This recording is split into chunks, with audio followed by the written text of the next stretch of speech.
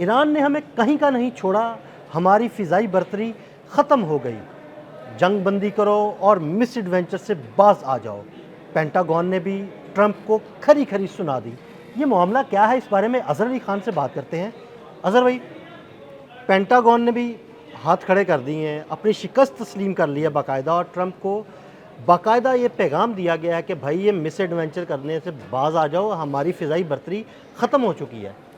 आदिल भाई, air dominance जो होती है वो अमेरिका अपनी गंवा चुका है ईरान से जंग छेड़ने के बाद, और उसकी जो एयर सर्वेलेंस की जो डोमिनेंस थी वो भी ख़त्म हो गई है। यानी कि अब वो ना नज़र रख सकता है और ना ही फ़िज़ाई तौर पे इतना मजबूत है कि वो हमले कर सकता है। और ये हुआ इस तरह से है कि बहुत से तैयारे ईरान की के साथ जो जंग है उसमें तबाह हुए, लेकिन जो अमेरिका के ड्रोन्स हैं सबसे ज़्यादा सर्विलेंस ड्रोन, और उसमें अटैकिंग की कैपेबिलिटी भी थी, और ये बहुत ही कीमती ड्रोन थे।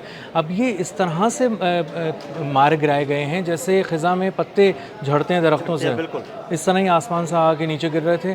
और इसके साथ साथ इनके कम्युनिकेशन के निज़ाम को जाम किया गया, इनको बहुत ही बेहतरीन एयर डिफेंस सिस्टम के से निशाना बना के तबाह किया गया। तो ये अमेरिका समझता था कि इसको तो कोई हाथ लगाने वाला ही नहीं है। लेकिन पिछले चंद दिनों में हमने ऐसे देखा जैसे कभी MQ-9 गायब हो रहा है, कभी वो गिर रहा है, कभी MQ-1 गिर रहा है, कुछ समझ में नहीं आ रही थी ये चीज़ें। जी, बिल्कुल ऐसे ही है। और डोनाल्ड ट्रंप को पेंटागन ने ये बताया कि आप जो मजाक कर रहे हैं ना ईरान जंग के नाम पे, ये एक बहुत ही मिस एडवेंचर है और इसने बुरी तरह हमें तोड़ के रख दिया है, हमारी तमाम दिफाई सलाहियतों को तोड़ कर रख दिया है। इसीलिए उन्होंने जब अपनी प्रेजेंटेशन के अंदर डोनाल्ड ट्रंप को बात बताई और उनको रिपोर्ट भी पेश की कि हमारे $1 अरब मालियत से ऊपर के ड्रोन्स जो हैं ये तबाह हो चुके हैं, और ये भी फिगर मुसलसल बढ़ती जा रही है क्योंकि पिछले कुछ दिनों के अंदर भी 5-6 ड्रोन्स उनके और तबाह हुए हैं। तो उन्होंने कहा है कि ये हमारे पास जो है वो अब इतनी सलाहियत भी नहीं है जितनी पहले 20% उनकी पहले थी ईरान वॉर से पहले। तो वो बहुत बुरी तरह हिट हुए हैं। अब इन ड्रोन्स को बना भी नहीं सकते, इनको बनाने के लिए एक बजट चाहिए होता है, बनाने के लिए वक्त चाहिए होता है, बनाने के लिए वसाइल चाहिए होते हैं। तो अब ये फौरी तौर पे तो ऑर्डर नहीं किए जा सकते। पिज़्ज़ा तो नहीं है कि आपने कॉल करके बताया कॉल की और पिज़्ज़ा आ गया, पिज़्ज़ा आ गया घंटे में 15 मिनट में। ये तो इस पे काफ़ी अरसा भी लगता होगा बनाने में। जी, बिल्कुल ऐसा ही है। और उसकी एक-एक चीज़ को बहुत ही बारीक बीनी से पहले इंसान देखते हैं, उसके बाद उसको आर्टिफिशियल इंटेलिजेंस के ज़रिए उसको चेक किया जाता है, लेकिन कहीं से भी उसका कोई रिस्क नहीं लिया जाता क्योंकि ये अगर किसी दुश्मन के इलाके में जाके खुद से कहीं गिर जाए, कोई टेक्निकल फॉल्ट हो जाए, तो वो पूरी की पूरी टेक्नोलॉजी उसके हाथ आ जाती है और फिर रिवर्स। मेरा ख्याल है कि ऐसा हुआ भी है, ईरान के हाथ कई ड्रोन्स लगे भी हैं, उनका मलबा लगा है। जी, ऐसा ही है। और एक तो ऐसा उनका ड्रोन था जो MQ-4C ट्राइटॉन है, जो $240 मिलियन का ड्रोन, उसका जो दर्द है वो पेंटागन को अलग से है। $1 अरब से ऊपर के अलग का है, और $240 मिलियन का जो ये ड्रोन था, ये 18-18 घंटे उड़ता रहता था, 30-30 घंटे उड़ता रहता था, पूरे पूरे ओशंस को देखता रहता था, 50-52 हज़ार फुट की बुलंदी परवाज़ करता था और अपना काम मुकम्मल करके और फिर यूरोप चला जाता था। तो आपने हुर्मुज़ के ऊपर उड़ा होता था, फिर वहाँ से यूरोप चला जाता था। इतने बड़े बड़े फ्लाई रूट्स ये लेता था। तो अब हुआ ये कि जब ये इसको इन्होंने हैक किया, 7700 का इसने एक एमरजेंसी कॉल दी अपने कमांड सेंटर को और बताया कि मैं अपने सिग्नल्स जो है वो खोता जा रहा हूँ और अपना कंट्रोल अपना खोता जा रहा हूँ। उसके बाद ये 9000 फीट की बुलंदी तक आया, नॉर्थ ईस्ट की तरफ मुड़ा, अचानक गायब हो गया। और उसके बाद खलबली मच गई 5th फ्लीट के हेडक्वार्टर्स में जो बहरीन में था, और वहाँ पे अमेरिकी फोर्सेस भागी, 2 हेलीकॉप्टर्स फ़ौरन भगाए गए उसके लिए कि ये कहाँ चला गया, इसको तो किसी ने निशाना भी नहीं बनाया। लेकिन वो यही था कि उसकी फ़िज़ाओं में जादू है ईरान की और आबनाए हुर्मुज़ की, और वहाँ पे उसको जब उन्होंने उसको ट्रैक करके किसी तरह से हैक किया तो उसके बाद वो ईरान चला गया। और ये एक ऐसी टेक्नोलॉजी चली गई जो अब तक सबसे ज़्यादा अगर कोई एडवांस सिस्टम है ड्रोन्स के हवाले से तो वो MQ-4C ट्राइटॉन में लगा हुआ था। और मुझे लगता है कि टेक्नोलॉजी सिर्फ ईरान नहीं गई, ईरान के बाद ये आगे चाइना और रशिया भी मुंतकिल हो चुकी है। जी जी, बिल्कुल ऐसा ही है। ये सब अकेले तो चीज़ें होती नहीं हैं, मिल बांट की चीज़ें हो रही होती हैं। तो ईरान में अगर कोई टेक्नोलॉजी गई है तो लामोहला ये चीन पहुंच गई है, लामोहला ये रशिया पहुंच गई है, और रूस भी उसको बैठ के अपने अंदाज से देखेगा। रिवर्स इंजीनियरिंग होगी और इसका तोड़ और निकाल लिया जाएगा, और रूस में अलग निकाला जाएगा, चीन में अलग निकाला जाएगा, ईरान में अलग निकाला जाएगा। तो एक 13 जो आप कह लें ना कत्ल का मामला होता है वो हो जाएगा अमेरिका के के साथ। तो अब पेंटागन ने कहा है कि भाई आप जो है MQ-9 रीपर ड्रोन्स भेजे जा रहे हैं, वो सर्विलेंस के लिए भी भेजते हैं, प्रिसीजन के साथ स्ट्राइक करने के लिए भी भेजते हैं। MQ-9 रीपर ड्रोन जब आता है $30 मिलियन का ये ड्रोन, तो फ़िज़ाओं में आने के बाद पहले अपने टारगेट को देखता है, अच्छी तरह उसकी रेकी करता है, कंफर्म करता है और उसके बाद बहुत ही प्रिसीजन के साथ स्ट्राइक करके उसको तबाह कर देता है। तो ये जासूस भी है, कातिल भी है।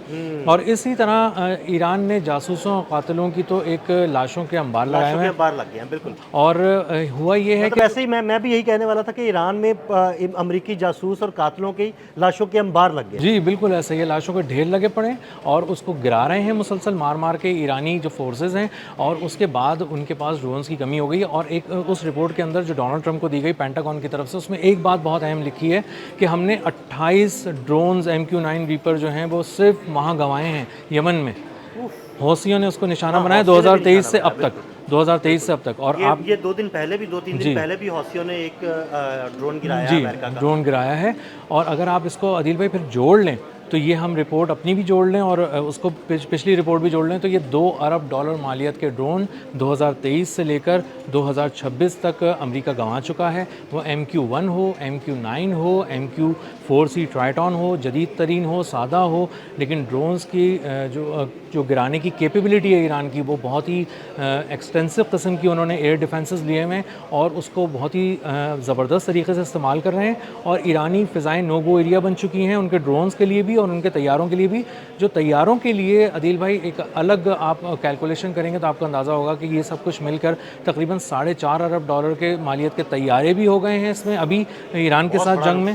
बहुत बड़ा 42 से ज़्यादा तैयारे हैं जो उनके तबाह हो चुके हैं और ड्रोन तबाह हो चुके हैं। और ये फिगर अभी मुसलसल ऐड ऑन हो रही हैं चीज़ें इसके अंदर और पता चलेगा कि आने वाले दिन में ये क्या करते हैं। और मेरा ख्याल है कि इस पूरी जंग के दौरान जिस सिस्टम ने अमेरिकी तैयारों को बिल्कुल अंधा कर दिया, उसमें बेडू का बड़ा किरदार रहा। जो चाइना का निज़ाम है, ये निज़ाम किस तरह काम करता है? अदिल भाई 2 बहुत अहम निज़ाम है जिसके चर्चे हो रहे हैं। एक बेडू का निज़ाम है और एक उन्होंने लॉन्ग रेंज का एक सेटअप दिया था जो 700 किलोमीटर दूर तक देखता था और उस पर शोल्डर पे आप मैन पैड से लगा के मिसाइल फायर करते थे। तो इस तरह उन्होंने F-15 गिराया था उसका। और बेडू का जो सिस्टम है ना, वो बुनियादी तौर पर सेटेलाइट से कनेक्टेड है, GPS से रिलेटेड और नेविगेशन की जितनी भी जो जाविये हो सकते हैं किसी भी बहरी जहाज़ के और फ़िज़ाई जहाज़ के, उसको जैम करने की बेदू सलाहियत रखता है। और इसके ये भी एक रिपोर्ट मैंने देखी थी कि ये तमाम जो चाइनीज़ सैटेलाइट्स हैं जो कई एक हैं वो आबनाए हुरमुज़ के करीब ले आया था, रीलोकेट कर दिए थे चाइना ने ताकि ईरान को ज़रा सपोर्ट मिल जाए। और बेदू सिस्टम के ज़रिए उनके बहरी बेड़ों को भी अंधा किया गया, उनकी रास्ते खो दिए उन्होंने अपने और वो भटकने लगे। और उस भटकने के दौरान ईरान ने हमला किया और बहुत ही कारीवार, जो जरार R-4 का आपको याद होगा कि एक हमला था जिसमें 17 जावियों से हमला किया और हमें पता ही नहीं चला और उसके बाद उसको बाहर भेजना पड़ा इस पूरी जंग से।